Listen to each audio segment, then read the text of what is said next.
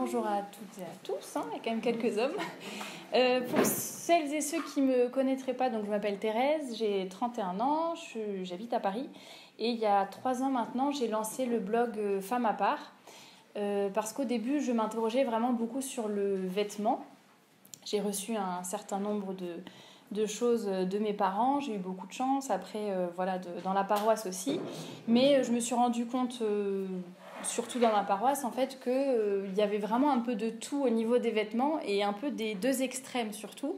Et je me rendais compte que soit ça manquait vraiment de beauté et d'élégance, soit ça manquait de modestie, de décence, et je me suis dit qu'il y avait forcément un juste milieu entre les deux. Donc j'ai commencé à vraiment chercher et approfondir ces sujets. Et finalement, en parlant de ces sujets, on en arrive à beaucoup de choses, puisque le vêtement, la façon dont on s'habille reflète ce qu'on est à l'intérieur aussi, donc tout est lié. Et donc voilà, j'ai commencé à beaucoup réfléchir sur la féminité, la femme dans la société, le rôle de la femme dans son foyer, si elle est mère, ou dans le monde. Et donc je fais aussi des résumés de livres, je partage un peu vraiment tout ce que j'ai reçu et tout ce que j'apprends au quotidien sur tous ces sujets. Et aujourd'hui, donc, je suis venue pour vous parler de la féminité comme moyen d'apostolat. Alors, c'est peut-être un titre qui vous a interpellé, et vous vous êtes peut-être dit, mais bon, féminité, moyen d'apostolat, féminité, je suis femme, c'est pas vraiment un choix, je suis née femme, c'est comme ça, c'est la nature, c'est la vie, un point, c'est tout. Il y a pas pourquoi juste le fait d'être femme me permettrait d'avoir un apostolat un peu spécial. Et c'est Gertrude von Lefort, l'auteur de La femme éternelle, qui disait « Sois une vraie femme et fais ce que tu veux ». Et il y a aussi dans les évangiles cette phrase « La vérité vous rendra libre ». Et je pense au contraire que le fait d'être fidèle à notre nature, à ce que nous avons reçu, donc particulièrement nous en tant que femmes, est vraiment d'une importance capitale, et le fait d'être fidèle à soi-même, d'être dans la vérité finalement, peut nous permettre vraiment de rayonner et d'avoir un certain apostolat en étant déjà cohérente avec nous-mêmes. Et au-delà de cela, il faut aussi que nous prenions conscience vraiment que le bon Dieu nous a donné à chacune des dons, des talents qui sont vraiment particuliers et qui nous sont propres. Et il y a quand même plusieurs paraboles dans les évangiles sur justement les talents, les dons que l'on reçoit et que l'on a vraiment l'obligation de faire fructifier. On n'est pas là pour être tiède, pour donner le minimum. Il faut vraiment que chacun, selon sa nature et selon ce qu'il a reçu, fasse fructifier, rayonne, fasse le bien, faire le bien autour de soi tout simplement. Et donc nous devons vraiment chercher à devenir meilleure, devenir plus sainte chaque jour, et tendre à la perfection dans notre domaine, mais conformément à notre nature. Et c'est d'ailleurs ce que le monde n'a pas trop compris, et c'est d'ailleurs ce dont je vais vous parler tout à l'heure. Donc l'objectif aujourd'hui, c'est vraiment vous montrer qu'il n'y a pas besoin d'être parfaite pour faire de l'apostolat. Il n'y a pas besoin d'être importante, mais souvent on se dit, non, moi je suis dans ma petite vie, etc., je peux pas faire d'apostolat. Enfin, j'ai vraiment une vie lambda, tranquille. Je n'ai pas de rayonnement particulier. Je vais rien pouvoir faire finalement. Et en fait, on n'a pas besoin d'être importante aux yeux du monde. C'est-à-dire, on n'a pas besoin d'avoir, beaucoup d'argent, ou alors un statut social très élevé, ou être très visible sur les réseaux sociaux, par exemple, pour faire quelque chose. On peut vraiment toutes agir à notre façon, là où on est, et faire le bien et faire de l'apostolat autour de nous, et en vivant notre féminité de façon vraiment rayonnante, sainte, et c'est ce qui nous permettra de faire le bien autour de nous. Donc pour vous donner juste très rapidement le plan de la conférence pour que vous puissiez vous situer, dans une première partie, je vous parlerai de la féminité comme signe de contradiction dans le monde actuel. Dans une deuxième partie, je vous parlerai plus du féminin versus masculin, voilà un peu la différence homme-femme et la place de la femme. Et dans une dernière partie, j'aborderai un peu plus concrètement au quotidien, qu'est-ce qu'on peut faire, que peut-on faire. Donc première partie, la féminité qui est signe de contradiction dans le monde. Nous sommes dans un monde qui, à peu près dans tous les domaines, je pense que vous serez d'accord, va contre la nature et contre le bon sens, que ce soit dans le domaine religieux, moral, même juste esthétique, vestimentaire, soins du corps ou écologie, etc. Le faux devient le vrai devient le faux, tout ce qui est laid devient beau, tout ce qui est beau devient laid. Enfin, il y a une espèce de... Le monde dans lequel on vit vraiment confond tout, n'a plus aucun repère. Et nous sommes dans un monde où prime vraiment le moi, donc l'orgueil, aussi l'égoïsme, la conformité au politiquement correct, l'interdiction de penser autrement que ce que nous imposent la plupart des médias. Et on a beaucoup de...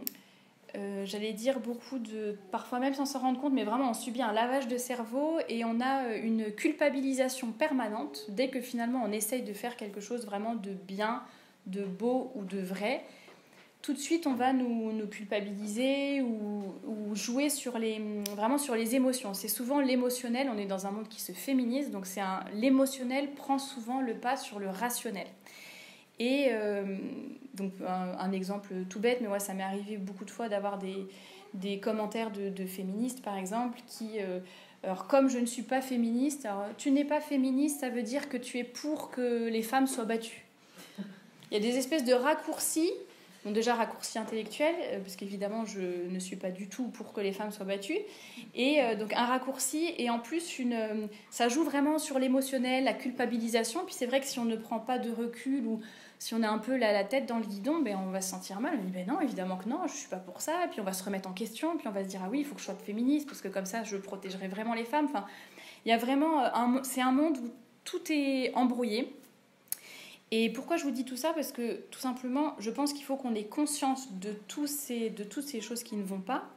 Il faut qu'on ait conscience de ces moyens qu'utilisent le lavage de cerveau, la culpabilisation, la victimisation. Il faut essayer de déceler et de décoder tout cela pour ne pas finalement se laisser avoir et pouvoir rester bien droite. Et surtout, je sais qu'il n'est pas facile d'aller toujours à contre-courant. On est un peu, en tant que femme catholique aujourd'hui, on est toujours obligé, bon pour les hommes aussi, mais d'aller à contre-courant dans tous les domaines. Et on est toujours finalement à l'opposé de ce que disent les médias, que ce soit par exemple le domaine vestimentaire évidemment, mais on a toujours l'impression d'être un peu... je suis seule en train de lutter contre tout le monde et même contre d'autres femmes qui finalement n'ont pas les mêmes opinions. Et il n'est pas toujours facile de lutter finalement. C'est pour ça aussi que j'ai créé le blog, pour vraiment encourager les femmes et leur montrer qu'on est plusieurs à penser de cette façon-là. Il faut qu'on s'encourage, il faut qu'il y ait de la bienveillance et il faut qu'on sache aussi s'épauler, s'encourager et se donner les bons repères, un bon élan pour se sanctifier tout simplement et donner le meilleur de nous-mêmes. Et surtout, sans avoir peur du regard des autres. Et sans avoir peur sans baisser notre garde ou baisser un peu nos exigences, quoi. Se rabaisser aux exigences du monde, c'est sûr qu'on n'ira pas loin.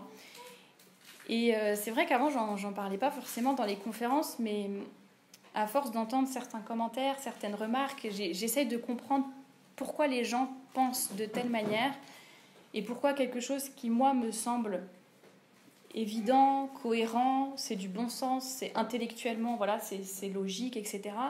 Comment il y a des personnes qui peuvent ne pas être d'accord, même chez les catholiques d'ailleurs. Tout simplement, je pense que c'est des gens qui se sont laissés un peu contaminés par le monde. Et une chose vraiment à ne pas oublier, c'est que notre repère, c'est Dieu, tout simplement. Il n'y a pas de 36 solutions. C'est Dieu et ce n'est pas le monde. Et à la fin de notre vie, c'est vraiment ce qui va compter pour la vie éternelle. Ça ne va pas être le bon Dieu, il ne va pas nous demander est-ce que tu n'as pas froissé trop de personnes autour de toi? Est-ce que tu étais bien vu dans le monde? Non, ce qu'il faut... Alors, moi, je ne dis pas qu'il faut se mettre tout le monde à dos, mais en tout cas, il faut être chrétien, ne pas avoir peur, évangéliser et surtout ne pas... disons que si on prend le monde comme repère, surtout le monde dans lequel on vit, à une autre époque c'était peut-être différent, mais le monde dans lequel on vit qui est complètement déchristianisé, si on le prend comme repère, on va forcément baisser nos exigences, baisser nos valeurs, et on trouvera toujours quelqu'un de pire que nous. Donc forcément, si on se compare au monde, rien que dans le domaine vestimentaire, par exemple, il suffit de prendre le métro une fois à Paris, et puis même si vous portez une jupe mi-cuisse, finalement, vous trouverez déjà que c'est long par rapport à ce que portent toutes les autres filles. Et c'est vrai qu'on se dit, non, quand même, déjà, je fais un effort par rapport aux autres. Ma jupe, elle est juste au-dessus du genou, c'est déjà bien. Ou alors, voilà, ok, j'ai un pantalon, mais par rapport à d'autres, c'est quand même beaucoup mieux que celles qui sont vraiment à moitié nues. Bon, c'est sûr que si on prend toujours le monde comme exemple ou comme repère, finalement, ça va être un peu la dégringolade. Et à force de toujours vouloir plaire au monde, ou en tout cas ne pas se le mettre à dos, parce que c'est aussi ce dont on a peur, évidemment, on a peur d'être isolé ou d'être mise de côté et un peu mal vue. Finalement, petit à petit, on risque en tout cas de devenir moins vertueuse, moins féminine, tout simplement parce qu'on est dans une société qui tend à être vraiment androgyne, donc que hommes et femmes se confondent, soient identiques, qu'il n'y ait plus de différence. Et donc ça, c'est aussi le risque, évidemment, dans cette pensée unique, que nous aussi, on devienne petit à petit comme cela. Alors, qu'est-ce que l'apostolat ?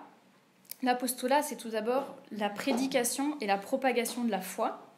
Et quand on regarde, il y a une deuxième définition dans le dictionnaire qui dit « mission qui requiert de l'énergie et du désintéressement ». Je pense que il faut qu'on ait en tête qu'il faut vraiment pour faire de l'apostolat, il faut aussi vraiment beaucoup de générosité. Et je pense vraiment se détacher du regard du monde. Ça, c'est aussi une caractéristique plutôt féminine. Les femmes ont besoin, dans la majorité, c'est une généralité, mais la plupart des femmes ont besoin d'être regardées, d'être aimées, d'être un peu le centre de l'attention finalement, de voir qu'elles comptent, oui c'est ça, qu'elles comptent, qu'elles sont aimées, qu'elles plaisent et tout. Et c'est vrai que si on veut plaire au monde, finalement, on n'arrivera à rien. Et après, c'est normal, humainement, c'est compréhensible dans le sens où, c'est difficile d'être toujours isolé, donc on a besoin d'appartenir à un groupe, de sentir qu'on fait partie de la société, qu'on n'est pas si différent. Et en même temps, c'est vraiment ce qui peut causer notre perte. Et donc, le premier pas de l'apostolat féminin, c'est tout simplement de ne pas s'adapter, de ne pas transiger sur nos vertus, nos valeurs et ce que l'on veut vraiment, notre foi tout simplement. Et ce qui n'empêche pas d'ailleurs de trouver des moyens actuels, modernes, percutants, s'adapter au monde dans le sens adapter peut-être plus la forme que le fond, c'est-à-dire on garde les mêmes idées, etc. Après, s'il y a des moyens modernes, par exemple, moi j'utilise les réseaux sociaux, etc. pour promouvoir la féminité, la modestie. Pourquoi pas ? Après, mon discours ne change pas. Mais c'est vrai que quand on reçoit beaucoup de critiques ou beaucoup de menaces, insultes ou peu importe, on peut être tenté parfois de se dire « Ah non, ça c'est quand même un petit peu trop dur, j'ai tout le monde contre moi, allez, je vais faire un discours un peu plus léger, un peu moins profond pour pas froisser les gens. » Non, en fait, c'est pas comme ça qu'on va faire de l'apostolat, parce que dans ces cas-là, ça sert à rien. Ça veut dire que c'est nous qui nous adaptons au monde, et c'est pas comme ça que les choses doivent se faire. Et en tant que femme catholique, notre premier moyen d'apostolat, c'est vraiment être un signe de contradiction dans le monde. C'était un évêque hongrois qui disait « Si tu es fille de Dieu, tu dois vivre, parler, penser et agir comme Dieu veut, et non pas comme te le suggèrent les passions, les instincts ou le monde. » Donc voilà, ça recadre assez clairement les choses. Et comme je vous le disais tout à l'heure, pas besoin d'être une femme spécialement importante pour faire quoi que ce soit. Même chacune au quotidien dans sa famille peut faire beaucoup. Et c'était un père, je pense, italien, qui disait « La femme chrétienne exerce dans ce siècle un véritable apostolat au sein de la famille, avec ses conseils et ses paroles percutantes, et par son exemple, la piété et la paix règnent dans le sanctuaire domestique. » Et évidemment, on le sait que l'influence de la femme dans son foyer s'étend finalement peu à peu à la société, puisque le foyer, finalement, c'est la première des sociétés. Et avant de continuer un peu plus loin sur l'apostolat, juste une petite parenthèse, mais qui a un peu son importance, on peut avoir aussi tendance à vouloir se donner, faire beaucoup de choses, faire de l'apostolat, etc. Mais le premier apostolat, pour moi, commence par soi-même. Il faut d'abord se changer avant de pouvoir changer les autres. Et c'est un peu réfléchir ou prier avant d'agir. Je pense que si nous-mêmes nous sommes tièdes dans notre vie, on va avoir du mal finalement à vraiment porter quelque chose, à vraiment rayonner quelque chose. Et si on donne le strict minimum, qu'est-ce qu'on va pouvoir apporter aux autres? Donc chacune pareil, là c'est chacune selon ses moyens, son temps, etc. Je dis pas qu'il faut passer la journée en prière ou en formation, mais voilà, on peut toujours, je pense, ajouter quelque chose ou essayer d'approfondir sa foi, ou voilà, en assistant à une conférence, ou aller à la messe en semaine, dire une dizaine de chapelets en plus, etc. Faire oraison le matin, ça c'est aussi quelque chose qui permet de se poser, de vraiment offrir sa journée au bon Dieu, tout mettre sous son regard et aussi prendre un peu des forces spirituelles tout simplement pour ensuite, j'allais dire, être pleine de Dieu. Si on est plein de soi-même, finalement, qu'est-ce qu'on a à offrir? Si on est plein de Dieu, voilà, on peut rayonner vraiment le bon Dieu, notre foi et toutes nos bonnes idées et nos valeurs. D'ailleurs, sur le blog, vous trouverez il y a toute une bibliographie sur des sujets. Bon, il y a évidemment les sujets de la féminité, du féminisme. Il y a aussi beaucoup de choses sur la vie spirituelle, si ça peut en inspirer certaines. Donc voilà, tout simplement être un peu disponible pour le bon Dieu et pour les autres. Et un modèle très actuel, mais dont je reparlerai plus tard si je vois que je ne suis pas trop longue, c'est la Sainte Vierge, tout simplement, qui a su rester à sa place, rester vraiment femme, et pourtant, voilà, ça ne l'a pas empêché d'avoir tout son rayonnement, et elle aurait pu pourtant se dire, je suis une créature... voilà, elle n'avait pas le péché originel, elle était parfaite, et pourtant, voilà, elle aurait pu vouloir...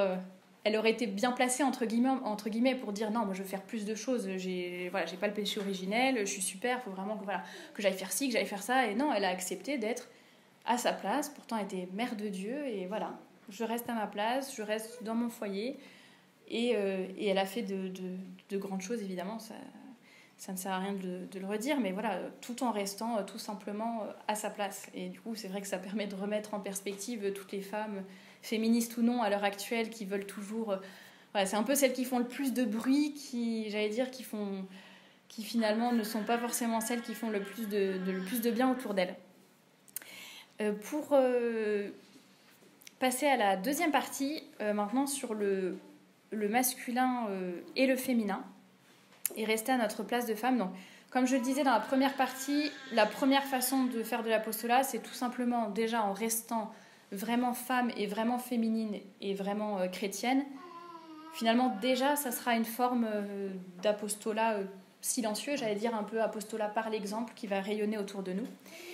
Et la deuxième chose qui va aussi permettre un peu, j'allais dire, de faire avancer les choses et de faire de l'apostolat, ça sera aussi le fait de rester vraiment femme et vraiment à notre place de femme.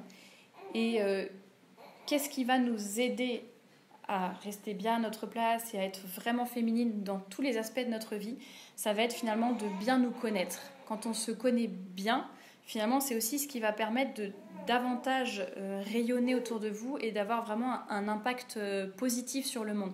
Si on ne se connaît pas ou que on ne sait pas trop comment la femme fonctionne, quelles peuvent être ses grandes qualités sur lesquelles il faut vraiment miser, les talents qu'il faut développer. Au contraire, voilà, les femmes, on a toujours un petit peu les mêmes défauts quand même qui reviennent de façon générale. Bon, voilà, je sais qu'il faut que je fasse attention à ma sensibilité, à ma jalousie, au fait d'être un peu aussi vouloir l'attention sur soi, etc. Voilà, quand on connaît un petit peu toutes ces choses-là, c'est ce qui nous permet aussi d'être meilleurs et de mieux rayonner.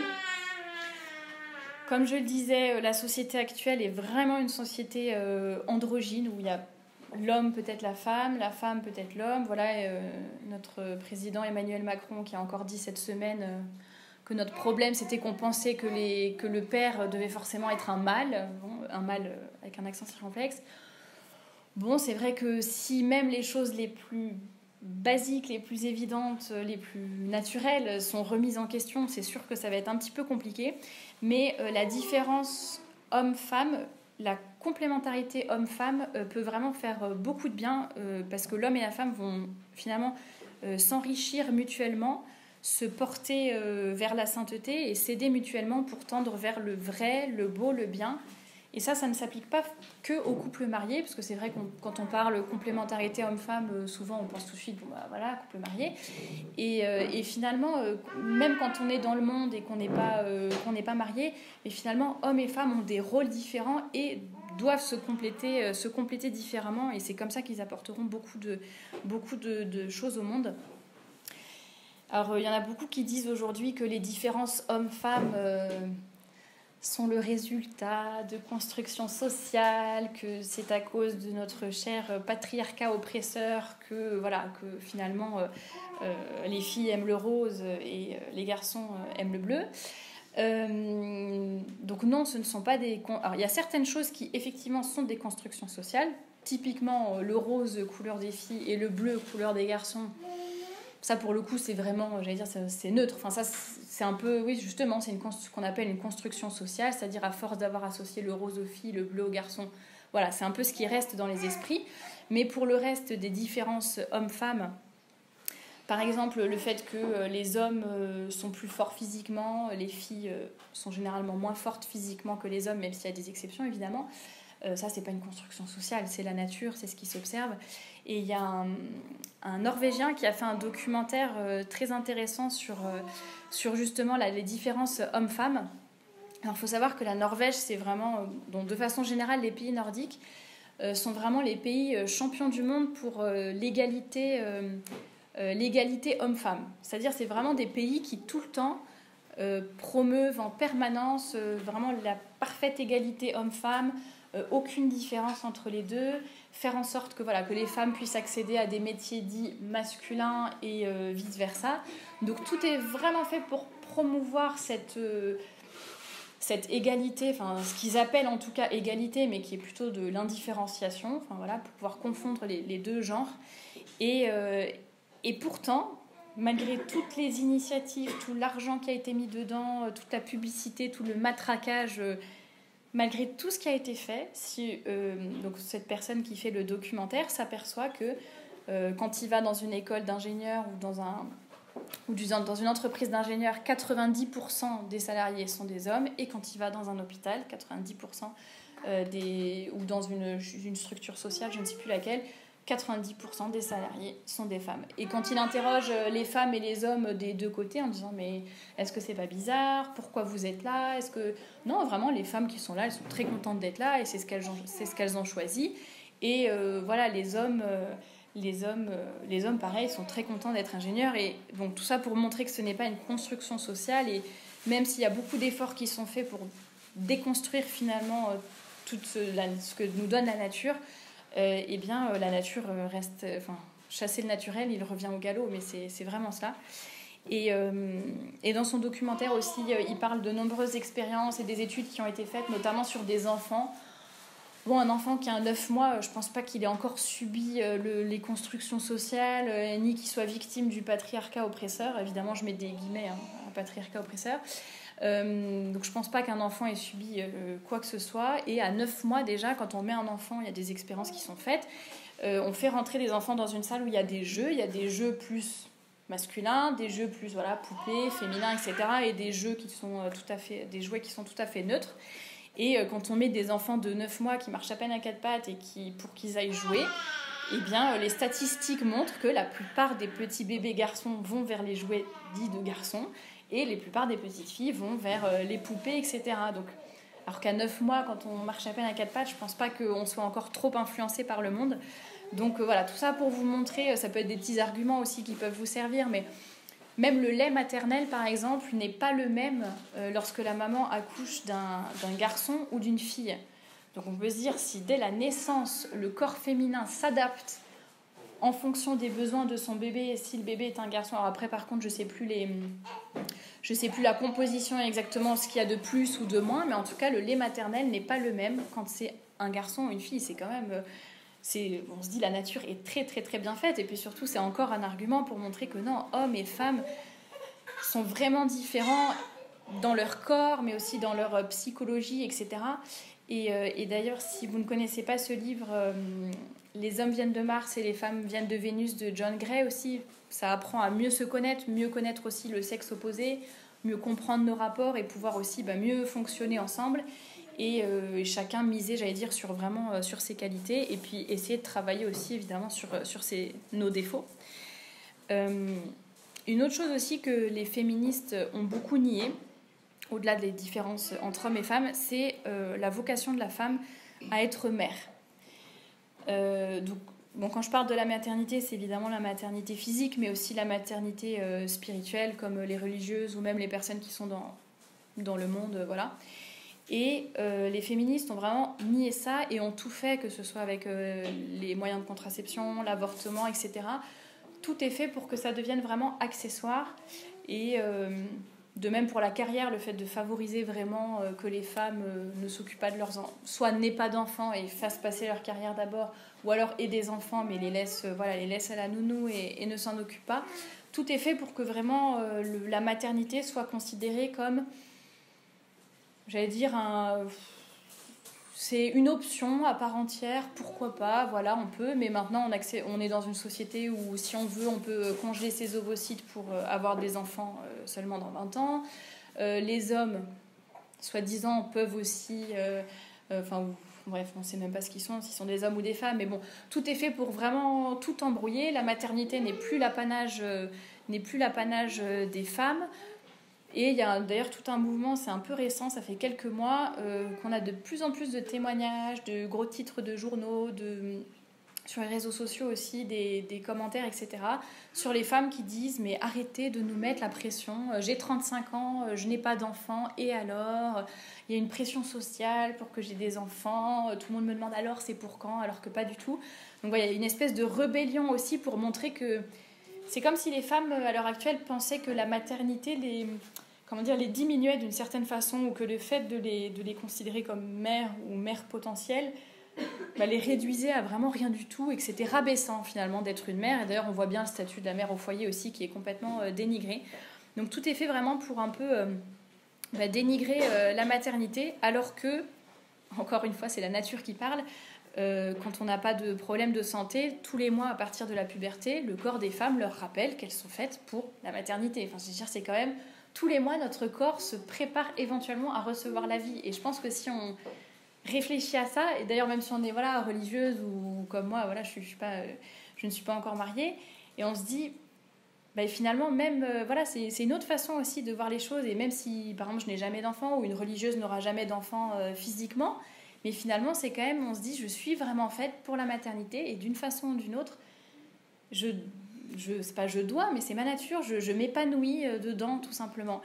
Et le fait de vraiment comprendre aussi son cycle féminin, comprendre son fonctionnement, comprendre, comme je le disais, les rapports hommes-femmes, les différences, etc. C'est aussi ce qui va nous permettre d'être peut-être une meilleure compagne pour l'homme, d'être un meilleur exemple pour le prochain, d'être vraiment... j'ai fait des articles dessus, si ça vous intéresse aussi, sur le cycle féminin, le fait de savoir que avant mon ovulation, je vais plutôt être créative, rayonnante, j'aurai envie de me donner, j'allais dire de m'extérioriser plutôt, de faire des choses, alors que après l'ovulation, je vais plutôt avoir tendance à être plus intérieure, davantage réfléchir, davantage me poser, avoir besoin de calme, etc. C'est ce qui permet aussi de nous apprivoiser et de bien... pas profiter, mais vraiment mettre à profit ce que la nature nous donne pour en tirer le meilleur, quoi. Vraiment vivre aussi selon notre cycle est une façon, je pense, d'être vraiment femme jusqu'au bout finalement. Et je voudrais aussi vous citer un extrait du livre d'un évêque américain. Le livre est dans la bibliographie, c'est Mariée devant Dieu, qui parle un peu des différences hommes-femmes d'une très belle façon. Les différences de caractère entre l'homme et la femme trouvent leur origine dans la création. Il les créa, mâle et femelle. Genèse chapitre 5, verset 2. L'homme fut créé par Dieu et à partir de Dieu. Dieu a créé la femme. L'homme, qui vient directement de Dieu, a l'initiative, la puissance, l'origine. La femme, qui vient de Dieu par l'extase de l'homme, a l'intuition, la réponse, l'acceptation, la soumission et la coopération. L'homme vit plus dans le monde extérieur parce qu'il a été fait de la terre et qu'il en est plus proche. Sa mission est de la gouverner et de la soumettre. La femme vit plus dans le monde intérieur parce qu'elle a été créée à partir d'une vie intérieure, humaine. L'homme a plus de relations avec la terre. Il fait des sacrifices pour des choses qui sont futures, abstraites. La femme a plus de relations avec l'humain. Elle a plus tendance à faire des sacrifices pour des personnes et pour ce qui est immédiat. Parce qu'il est plus objectif, l'homme a tendance à donner des raisons à son amour et à ses actes. La femme qui est subjective et qui vient de l'homme a plutôt tendance à aimer, simplement pour aimer. Donc je pense que dans le monde actuel ou dans la société actuelle où tout se confond, être véritablement des femmes va aussi permettre aux hommes d'être véritablement des hommes. On voit qu'à l'heure actuelle, les hommes sont vraiment perdus. Je dis les hommes, c'est un peu de façon générale évidemment. Certains, heureusement, connaissent encore leur place et leur rôle, mais beaucoup d'hommes sont vraiment perdus parce que, quoi qu'ils fassent, ça va être mal. C'est-à-dire, s'ils sont galants, c'est pas bien, c'est sexiste, c'est dégradant, etc. Si en même temps ils sont pas galants ou qu'ils traitent un peu la femme comme un homme, ah ben il fait pas attention à moi, ben je suis pas mise en valeur, je ne sais quoi. Donc c'est plein. Si je sais pas, s'il paye le restaurant pour une femme, ça va pas. En même temps, s'il paye pas le restaurant, ben, ça va pas non plus. Enfin, bon là c'est un peu des petits exemples de la vie quotidienne, mais de façon un peu plus générale, les hommes vraiment ne savent pas comment se comporter parce que s'ils sont vraiment des hommes virils, on va tout de suite parler du patriarcat oppresseur et du sexisme, et en même temps s'ils deviennent un peu, finalement ils se féminisent aussi, ça va pas aller non plus parce qu'ils prennent pas leurs responsabilités, etc. Donc il y a beaucoup de mouvements qui se développent autour de ça, des hommes qui ne veulent plus de femmes dans leur vie, et je trouve ça assez malheureux. Et c'est aussi une façon de faire de l'apostolat finalement en étant vraiment femme, parce qu'on va permettre aux hommes, en tout cas à ceux qui sont perdus, on va les aider vraiment à être forts, à être courageux, à tout faire pour faire triompher le bien, le vrai, le beau. Voilà, les hommes ont des grands combats aussi, et il faut vraiment qu'on les soutienne là-dedans. On va aussi les aider à être chastes, à être pieux, à être soumis à Dieu, à agir pour le bien commun, voilà, ne pas qu'ils se replient pas dans leur égoïsme, qu'ils soient pas trop bruts de décoffrage. Voilà, c'est aussi une façon un peu d'arrondir les angles, enfin d'être là aussi pour on se complète vraiment hommes et femmes. Et puis j'allais dire tout ça c'est valable pas que dans le mariage évidemment, et chacun contribue au monde de façon différente, et c'est en restant finalement à notre place que nous pourrons faire le plus de bien. Et parfois on a du mal un peu à parler de la vocation de la femme, parce qu'on a l'impression que c'est la femme soumise, cachée, qui fait rien, qui reste enfermée dans sa maison, alors qu'on ne se rend pas compte de tout l'éclat et de tout ce qu'on peut faire en restant à notre place. Et même les femmes qui restent dans leur foyer, d'ailleurs, ont tellement de choses à faire, déjà en matière d'éducation, tout simplement. Et puis même après, pour le monde qui les entoure. Alors c'est peut-être une mission qui a moins d'éclat, on va dire, par exemple, entre un homme qui part faire la guerre et puis la femme qui finalement reste à la maison pour s'occuper de ses enfants ou soigner les blessés, etc.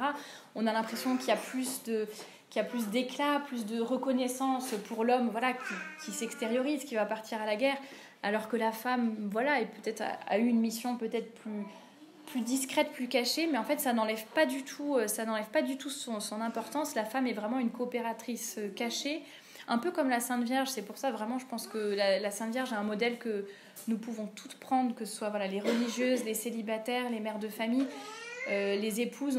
Je pense que quel que soit notre statut et notre vie, on peut vraiment prendre la Sainte Vierge pour modèle, et elle qui a su rester vraiment tellement humble et tellement cachée, et puis finalement c'est comme ça qu'elle a fait le plus de bien et qu'elle a coopéré le plus au bien dans le monde.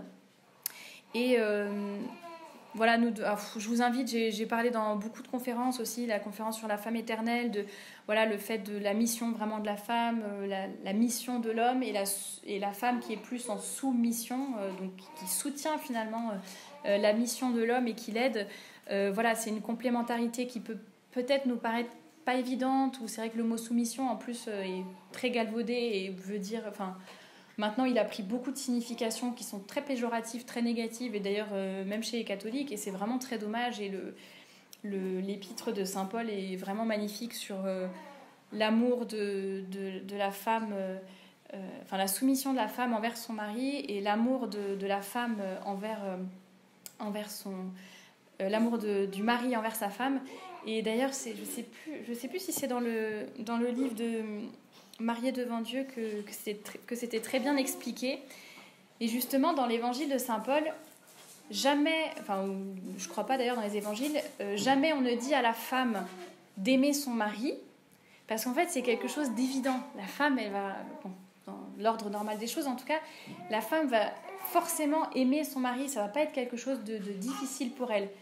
Par contre, on dit aux hommes d'aimer leur femme, parce que les hommes peut-être vont avoir... Alors, je dis pas que les hommes, les époux ne vont pas aimer leurs épouses, mais en tout cas, c'est quelque chose auquel les hommes doivent faire attention. Voilà, faire attention à leur femme, l'aimer, lui donner tout ce dont elle a besoin. Voilà, ça va peut-être être moins... À la femme, on le donne pas comme conseil, parce que c'est évident, c'est facile, elle va le faire. L'homme, on lui donne ça comme conseil, et d'ailleurs, aime ta femme...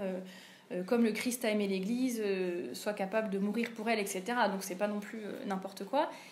Et de l'autre côté, la femme, on ne lui dit pas donc d'aimer son mari, parce que c'est une évidence. Par contre, on lui dit sois soumise à ton mari, parce que ça, c'est le point sur lequel les femmes vont avoir du mal. C'est justement ce qui va un peu déranger notre orgueil. La femme a besoin toujours d'être aimée, d'être admirée, d'être regardée. Elle aura peut-être plus de mal elle est beaucoup dans l'émotionnel. Évidemment, ce sont des généralités, mais elle aura peut-être plus de mal à se soumettre à son mari, à accepter d'avoir quelqu'un qui est là pour évidemment la protéger, mais aussi la rationaliser quand il le faut, l'aider à rester dans le droit chemin, etc. Donc chacun a le conseil selon ce qui lui manque le plus ou ce qui va être le plus difficile, le moins évident, selon sa nature, tout simplement.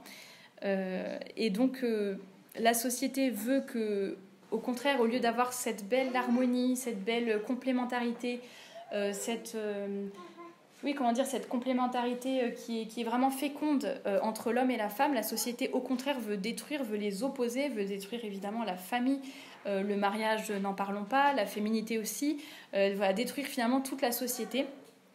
Et finalement, être vraiment femme et vraiment mère, que ce soit physiquement ou spirituellement, c'est aussi ce qui va nous permettre de contribuer vraiment au vrai, au beau, au bien, et aider les hommes à faire de même finalement.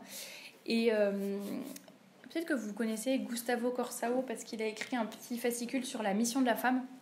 Il disait: plus l'enfant sera enfant, plus féminine sera la femme, plus viril sera l'homme, plus nous aurons l'ordre véritable et vivant qui est le fondement du bonheur des peuples. Alors, ça peut paraître presque bête comme citation, ou en tout cas basique. On dit oui, la femme féminine, l'homme viril, l'enfant enfant, et c'est le fondement du bonheur des peuples. Et on se rend compte finalement que dans la société actuelle, pour nous c'est une évidence, mais pour la société actuelle, plus du tout. Et c'est justement là-dessus aussi, c'est ce sur quoi il faut vraiment réfléchir. Alors concrètement, comment faire au quotidien pour être vraiment, vraiment rayonnante et vraiment, finalement faire de l'apostolat à travers notre féminité. Je reçois énormément de témoignages de femmes qui, soit par rapport à la modestie, soit par rapport, dès qu'elles ont même commencé à réfléchir à toutes ces questions de la place de la femme, le rôle de la femme, le fait d'être vraiment féminine, même dans des petites choses, mais vraiment au quotidien, à force de réfléchir à tout ça et puis de l'appliquer dans leur vie, qui me disent qu'elles se sentent complètement changées. Alors parfois déjà, c'est rien que d'un point de vue vestimentaire, ça bouleverse finalement le reste de notre vie, parce que nos vêtements ont aussi beaucoup d'impact sur nous. Et elles disent que vraiment, à force de vivre toutes ces choses, elles se sentent plus à leur place. Et elles ont l'impression de mieux se connaître, d'être bien là où elles sont et de pouvoir vraiment faire, d'être plus rayonnante, plus épanouie. Et je pense que ça, c'est vraiment un moyen de... Ça montre que vraiment on peut faire de l'apostolat comme ça aussi. Et donc le fait, comme je l'avais dit, le fait de se connaître, apprendre à se connaître, à travailler aussi sur les différences hommes-femmes, connaître nos qualités, ce sur quoi on peut miser, connaître aussi nos défauts, nos limites, ce que l'on doit améliorer, parce qu'on est aussi dans un monde où ce qui est toujours à la mode, c'est de dire n'oublie pas, t'es une femme formidable, t'es une femme géniale, t'es une femme parfaite, ne laisse personne te dire autrement, Wonder Woman et tout. Enfin, ça, c'est vraiment, il y a des citations tout le temps comme ça sur les réseaux sociaux, et on ne parle jamais des défauts de la femme. Alors le but c'est pas non plus de descendre la femme et de dire qu'elle est horrible, mais je pense qu'on peut tout simplement, et moi la première, dire que voilà, les femmes on a plus, parfois on est beaucoup trop sensible, parfois le regard des autres parfois nous empêche de faire beaucoup de choses parce qu'on s'attache trop à ce que les gens vont penser, vont dire, et puis on interprète, etc. Et voilà, je pense que c'est pas du tout négatif, c'est juste être objectif et de dire voilà, on a des qualités mais on a aussi des défauts. Et il faut en prendre conscience et puis il faut toujours essayer de s'améliorer. Comme j'en ai parlé tout à l'heure aussi, le fait de se former, de se sanctifier personnellement, c'est aussi des choses qui vont nous aider à avancer et à faire avancer les choses. Les femmes ont peur, donc comme je disais, on peut avoir peur à l'heure actuelle d'être mises à part. Et le fait aussi de connaître un petit peu tout ce que je vous disais, toutes les armes un peu des féministes, toutes les critiques, tout leur raisonnement, comment elles vont raisonner, comment elles vont nous culpabiliser, etc. Ça vraiment c'est des choses, au moins ça nous met une espèce de bouclier, de barrière, on se protège et on ne se laisse pas influencer négativement par toutes ces idées et toutes les horreurs aussi qu'on peut voir tout simplement. Alors je le disais aussi, le fait parfois on est chez soi, on est mère au foyer, on se dit je sais pas comment je vais faire de l'apostolat. Alors évidemment déjà on peut évidemment être dans des associations, aider dans la paroisse, etc. Tout ça c'est des façons finalement on se dit oui, par exemple si je fais le ménage dans ma paroisse, je vois pas trop comment ça va convertir les gens, parce que quand on pense apostolat on pense tout de suite à des grandes choses, des grandes conversions très éclatantes, mais finalement rien que le fait de participer au fait que voilà, je passe l'aspirateur dans la chapelle, j'aide pour mettre les fleurs ou je ne sais quoi. Rien que participer à avoir une belle chapelle, et ben ça fait que les gens qui viendront peut-être et qui ne connaissaient pas, qui n'étaient pas catholiques ou qui étaient de passage, ils verront aussi une belle liturgie, une belle chapelle. Ça pourra participer aussi à leur conversion. Finalement, c'est des choses petites, mais on ne se rend pas compte. Mais parfois, on a de l'influence sur des petites choses sans même s'en rendre compte. Et et puis quand on est mère au foyer, tout simplement, si on s'occupe de ses enfants, c'est un des apostolats les plus importants. L'enfant se construit, il a tellement de choses il est tellement malléable en fait à ces âges-là, quand ils sont jeunes, que finalement le fait d'être mère au foyer, même si on a l'impression renforcée par ce que dit la société, qu'on ne fait rien ou qu'on n'est pas importante, finalement c'est complètement crucial l'apostolat qu'on fait chez soi, avec ses enfants, pour bien les éduquer, en faire des chrétiens, en faire des personnes qui savent réfléchir, tout simplement leur apprendre à prier, etc., etc. Ce que je disais aussi, le rôle, nous, par rapport aux hommes, les aider à être meilleurs. Réfléchir également au choix de ses études, au choix de son métier. On peut faire beaucoup de bien, je pense, quand on est en entreprise ou quoi que ce soit, on peut toujours faire le bien autour de soi, parler du bon Dieu, même juste par notre exemple, finalement, élever un petit peu le débat. Et je pense qu'il faut quand même réfléchir en tant que femme à avoir des métiers et des études qui correspondent à notre vocation. Alors, évidemment, je vais prendre un exemple extrême, mais je ne pense pas qu'une femme soit faite pour être maçon, évidemment, et je ne pense pas que ça soit là qu'elle puisse faire le plus de bien.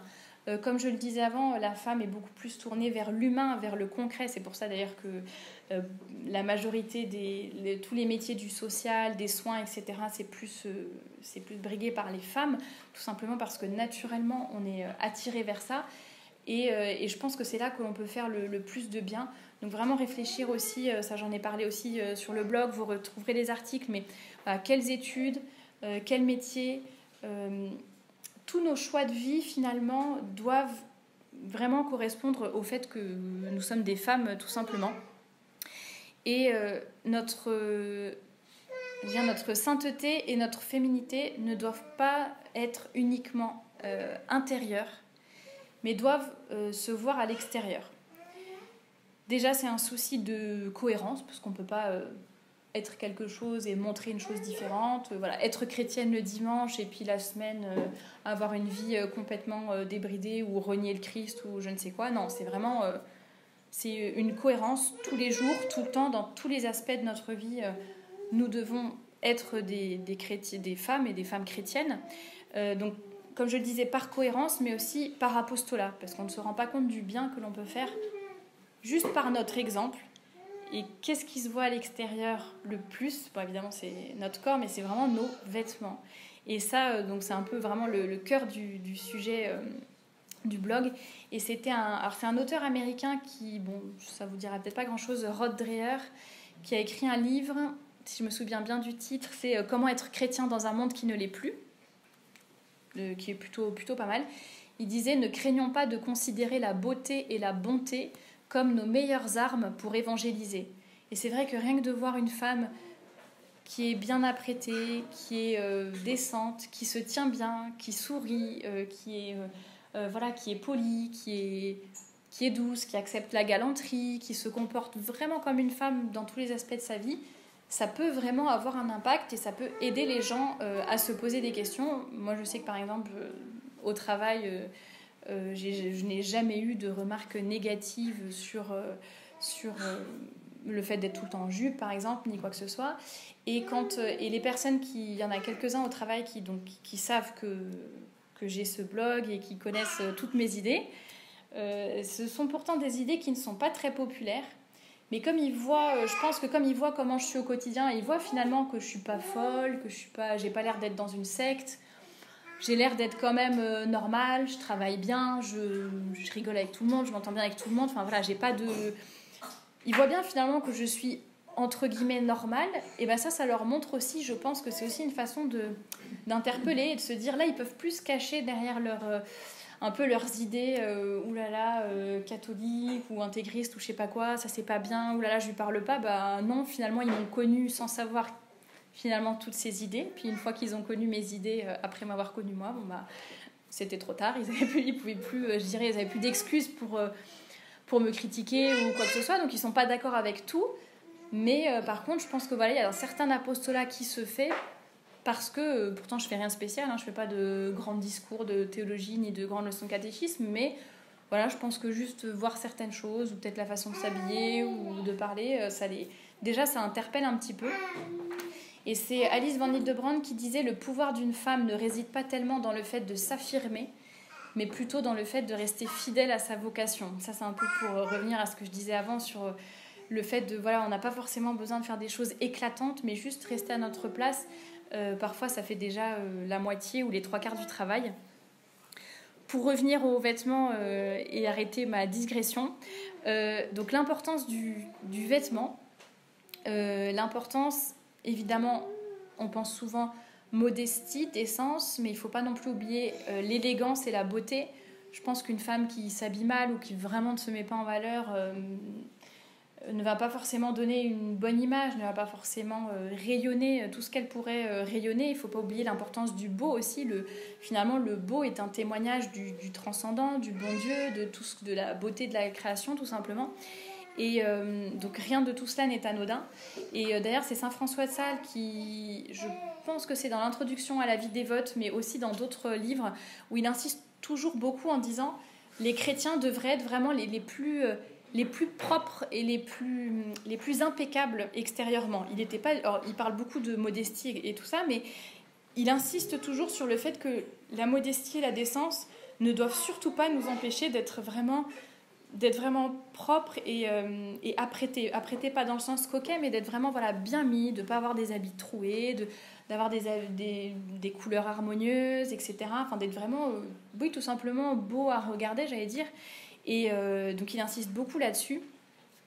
Et je pense que nous devons vraiment faire attention justement à cette société actuelle qui essaye d'extérioriser la femme, non seulement dans le domaine vestimentaire, mais aussi dans le domaine, on l'a vu, de la faire sortir de sa vocation, de la faire sortir de son foyer, de vraiment tout faire pour qu'elle s'extériorise et au lieu de rester...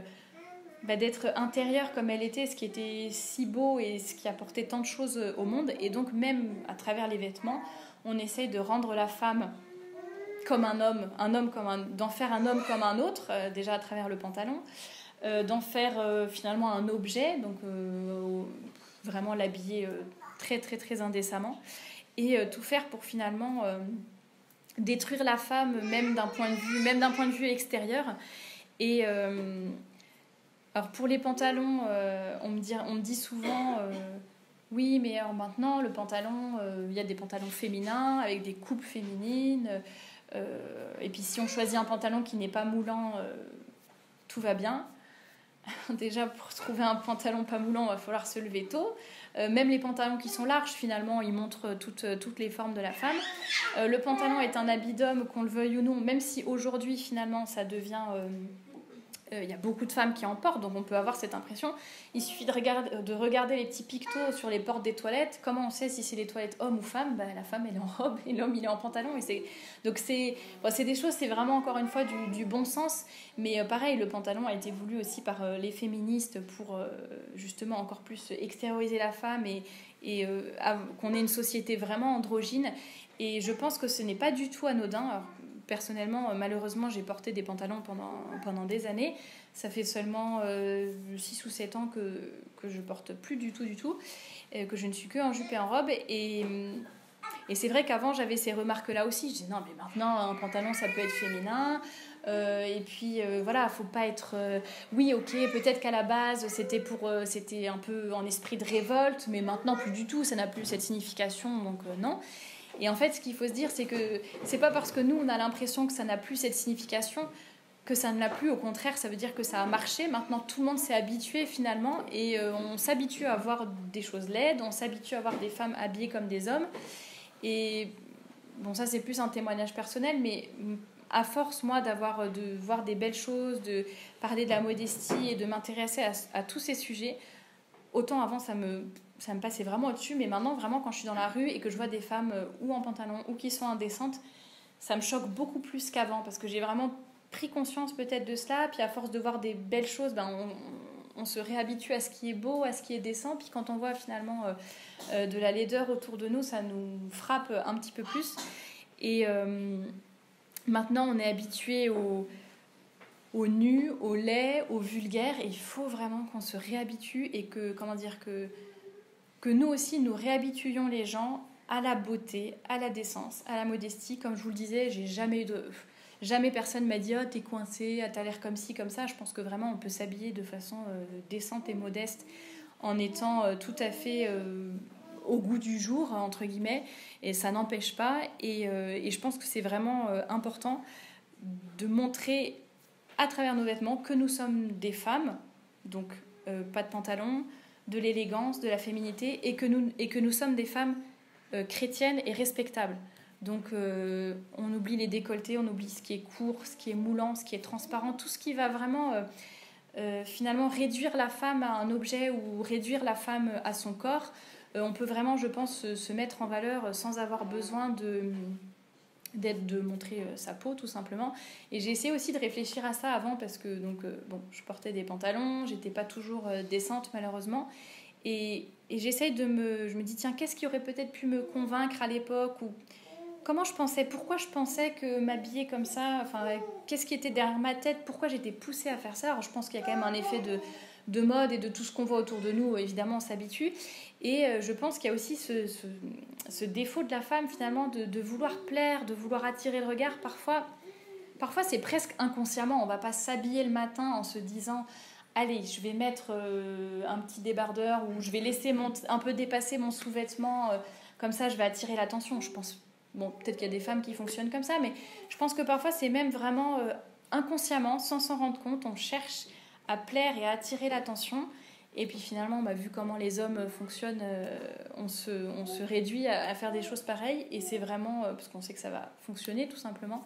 Et c'est vraiment triste. Et comme je le disais, voilà, il faut aussi qu'on aide les hommes. Notre apostolat, c'est aussi d'aider les hommes à être vraiment des hommes et à être aussi, eux aussi, des hommes chrétiens. Et on a beau dire, il faut aussi vraiment prendre conscience que hommes et femmes ne fonctionnent pas du tout de la même façon sur ce sujet-là. Et que nous, des choses qui nous paraissent c'est triste, ou alors on peut constater avec du recul, se dire c'est vulgaire, c'est indécent. Eux, en fait, ça va être beaucoup plus, ils vont avoir beaucoup plus de mal à lutter sur tous ces sujets. Et je pense qu'il faut vraiment aussi les aider par notre attitude et par nos vêtements à être des hommes bons et des hommes bien. Alors ça, pareil, vous trouverez pour tout ce qui est élégance vestimentaire, harmonie, s'habiller selon sa morphologie, comprendre comment on peut se mettre en valeur tout en restant décente, etc. Tout ça, vous pourrez vraiment trouver plein d'articles sur le blog. Je vous laisserai aussi, j'ai imprimé des petits carnets pour... bon, il y en a sur le savoir-vivre, il y en a aussi sur les morphologies, sur comment un petit guide d'essayage pour apprendre vraiment... voilà, je vais essayer un vêtement, qu'est-ce que je dois faire avant, après, pendant, pour être sûr de ne pas me tromper, que ce soit se tromper au point de vue... d'essence, etc. Par exemple, voilà, vérifier bien que si je m'assois, tout va bien, que si je me penche, tout va bien, etc. Et aussi d'un point de vue morphologie, tout simplement. Qu'est-ce qui me va, qu'est-ce qui me met en valeur, qu'est-ce qui ne me va pas. Parfois, les gens me reprochent d'être trop axée sur ou sur des détails, ou d'être trop, trop sur les centimètres, etc. Et en fait, je pense que vraiment, au contraire, oui, les centimètres ont de l'importance. Alors après, à chaque fois, on va me dire... Oui, mais quand même, il y a des filles qui sont impeccables au niveau des centimètres et qui, par contre, ont une très très mauvaise vie à côté. Oui, bah, c'est triste, mais est-ce que ça veut dire pour autant qu'on doit toutes s'habiller mal? Non, elles, malheureusement, ce sont des femmes qui ne sont pas cohérentes entre ce qu'elles montrent et ce qu'elles vivent. Ça n'est pas du tout un argument, et je pense qu'on peut vraiment faire attention aux centimètres, etc., sans être non plus... sans en faire l'argument principal. C'est-à-dire, oui, ça ne sert à rien de compter les centimètres si après, à l'intérieur, on ne veille pas à avoir une vie vraiment chrétienne, à vraiment avoir une âme pure. Bon, bah, c'est sûr, peut-être que ça ne sert à rien. Mais en tout cas, voilà, veiller à avoir les deux et à être, j'allais dire, décente aussi dans notre attitude et dans tous nos choix, finalement. Et... c'est dans un livre très intéressant que je vous recommande sur la symbolique du vêtement dans la Bible, que l'auteur vraiment très souvent rappelle qu'on est chrétien et on doit s'habiller comme des chrétiens. Le vêtement ne doit pas être en contradiction avec notre foi, et on doit vraiment essayer par tous les moyens d'évangéliser à travers nos vêtements, et surtout d'être cohérent, tout simplement d'être cohérent jusqu'au bout, et de ne pas se dire... le vêtement, c'est un détail. Et ça, j'en parle aussi très souvent, mais les vêtements ne sont pas anodins. Même le monde actuel reconnaît l'importance du vêtement. Selon le vêtement qu'on choisit, on ne se sent pas de la même façon. Je sais pas, quand on va à un entretien d'embauche, voilà, on fait vraiment attention à l'image que l'on va renvoyer, à ce que ça va dire de nous. Et voilà, pourquoi on ne ferait pas attention? C'est tout simplement logique de s'habiller comme des chrétiens si nous sommes des chrétiens, et de tout faire pour être cohérente. Et puis le dimanche, pareil, s'habiller comme un dimanche, ça n'est pas un jour comme les autres. Bon, en tout cas, moi, je pourrais vous parler de vêtements de modestie pendant très longtemps, et ça fait déjà presque 1 heure que je parle. Mais tout simplement, pensez à la phrase aussi qui est dans les évangiles, se revêtir du Christ. C'est à la fois se revêtir du Christ, évidemment, là c'est d'un point de vue imagé, mais il faut aussi le penser vraiment quand on s'habille le matin, tout simplement. Nous sommes, je le disais en introduction, nous sommes faites pour aller au ciel. Notre repère, c'est le bon Dieu, c'est tout ce qui compte. Et tous les choix que nous faisons doivent nous faire aller au ciel, finalement. Toutes nos actions, y compris le fait de nous habiller. Et bon, évidemment, il n'y a pas que la tenue vestimentaire, il y a aussi l'attitude, la façon dont on se tient, je vous en parlais. Donc le savoir-vivre, le sourire, savoir rester à sa place, même d'un point de vue presque physique, j'allais dire. Voilà, en sachant bien... où se situer, quoi dire, à quel moment, etc. Voilà, les femmes, on peut avoir tendance aussi à prendre beaucoup de place parfois, ne pas assez écouter les autres. C'est des petites choses, mais qui font que voilà, on va vraiment être chrétienne dans tous les aspects de notre vie, en veillant notre vocabulaire aussi, par exemple, et rester une femme digne, tout simplement. Et c'est en étant respectable que l'on peut être respectée. J'ai aussi beaucoup d'histoires que j'ai entendues de filles qui s'habillaient vraiment très, très, très, très, très, très mal, au point d'être confondues avec des femmes de mauvaise vie. Et ça les a pas... Cette fille-là, ça l'a même pas fait réagir. Elle s'est pas dit, tiens, il y a peut-être quelque chose dans ma tenue que je devrais changer. Moi, je sais que même si j'avais pas été catholique, ça m'aurait quand même... je me serais dit, on me prend pour une femme de mauvaise vie. C'est quand même un petit peu vexant. Non, il y en a vraiment... Donc, pour être respecté, il faut être respectable. Il faut donner un idéal à respecter, tout simplement, que ce soit pour les hommes ou pour toutes les personnes qui nous entourent. Et pour conclure, vraiment, je dirais qu'il est, pour résumer, crucial de se connaître pour pouvoir se connaître et se sanctifier, pour pouvoir faire le bien, rayonner autour de nous et ainsi faire de l'apostolat. sans orgueil, sans vanité. Rayonner, ça ne veut pas dire se mettre en avant, pas du tout. C'est plus, voilà, on est un peu comme un reflet, j'allais dire, être un reflet de l'amour de Dieu et de tout ce que le bon Dieu nous a donné. Donc c'est pas aucun mérite de notre part, c'est vraiment plus donner ce que l'on a reçu, sans orgueil. Et alors que si nous cherchons à être quelqu'un d'autre, à être un homme ou à être une fille qui n'est pas chrétienne, nous ne pourrons pas faire d'apostolat. Et pour conclure, je vous donnerai 2 citations. Une du père de Blinière qui dit « La femme est l'honneur du peuple chrétien par sa beauté, beauté du corps et du vêtement véritablement féminin, beauté de la grâce et du geste, beauté de la façon d'être, de parler et de vivre, beauté du cœur et de l'âme. » Et l'autre citation, je vous l'ai donnée tout à l'heure, c'était celle de Rod Dreher sur la ne craignons pas de considérer la beauté et la bonté comme nos meilleures âmes pour évangéliser. Et Gina Lombroso, j'ai pas mal de livres d'elle dans la bibliographie si ça vous intéresse, qui disait « La flamme que la femme a reçue s'éteint si elle ne la communique pas ». Et je pense que c'est vraiment quelque chose sur lequel on peut méditer, de se dire qu'on a vraiment, en tant que femme, on a vraiment un devoir de transmission et d'apostolat qui n'est pas anodin et dont on nous demandera des comptes à la fin de notre vie finalement.